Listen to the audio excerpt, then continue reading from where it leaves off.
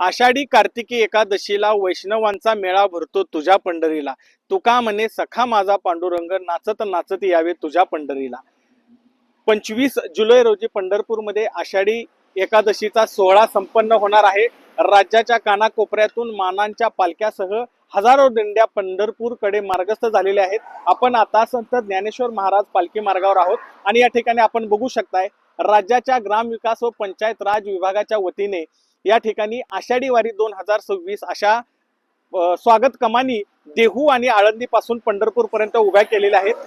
हा संत ज्ञानेश्वर महाराजांचा पालखी मार्ग असल्यामुळे बघू शकता या ठिकाणी कमानीच्या दोन्ही बाजूला संत ज्ञानेश्वर महाराजांची प्रतिमा या ठिकाणी साकारण्यात आलेली आहे। तर दुसऱ्या बाजूला जो वारकरी पंढरपूरमध्ये येतो, पंढरपूरला येतो, तो भजन कीर्तन अभंग म्हणत येतो आणि त्यासाठी लागणारं साहित्य तबला असेल, पेटी असेल, पखवाज असेल, विणा असेल, टाळ असेल, मृदुंग असेल, याच्या शिल्पकृती देखील या ठिकाणी या स्वागत कमानीवर लावलेले आहेत। आणि दुसऱ्या बाजूला आपण बघू शकताय संत ज्ञानेश्वर महाराजांचा जो पालखीचा रथ आहे त्याची प्रतिमा देखील साकारण्यात आलेली आहे। त्याचबरोबर देशाचे प्रधानमंत्री नरेंद्र मोदी यांची गळ्यात तुळशीमाळ असलेली, हातामध्ये विणा असलेली प्रतिमा या ठिकाणी आपल्याला साकारलेली दिसते। कुठंतरी पंढरपूरची आषाढी यात्रा ही राष्ट्रीय स्तरावर नेण्याचा प्रयत्न मागील वर्षीपासून सोलापूरचे पालकमंत्री जयकुमार गोरे यांनी सुरू केलेला आहे।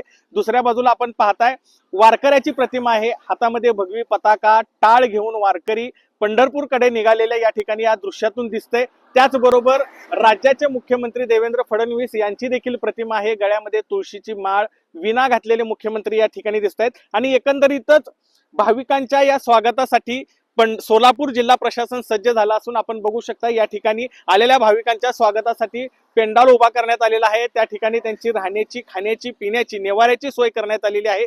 त्याचबरोबर थकून भागून आलेल्या भाविकांना मालिशची देखील सोय या ठिकाणी करण्यात आलेली आहे। वैद्यकीय सुविधा असतील, आरोग्याच्या सुविधा असतील, त्या सर्व देण्याचा प्रयत्न या ठिकाणी सोलापूर जिल्हा प्रशासनाच्या वतीने करण्यात आलेला आहे। सोलापूर जिल्ह्याचे पालकमंत्री जयकुमार गोरे, सोलापूरचे जिल्हाधिकारी कार्तिकेयन यस हे या सर्व सुख सुविधांच्या कामांवर वैयक्तिक लक्ष ठेवून आहेत। आणि एकंदरीतच 19 जुलैला सोलापूरमध्ये पालख्यांचा प्रवेश झाल्यानंतर पुढच्या 4 ते 5 दिवसामध्ये कधी एकदा विठुरायाचं जाऊन दर्शन घेतो अशी आज भाविकांना लागलेली आहे।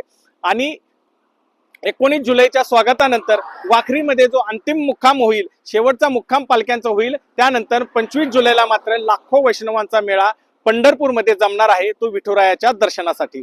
अभिराज उबाळे, लोकशाही मराठी, माळशिरस, सोलापूर। लोकशाही मराठी, ऐका, पहा, जागरूक रहा।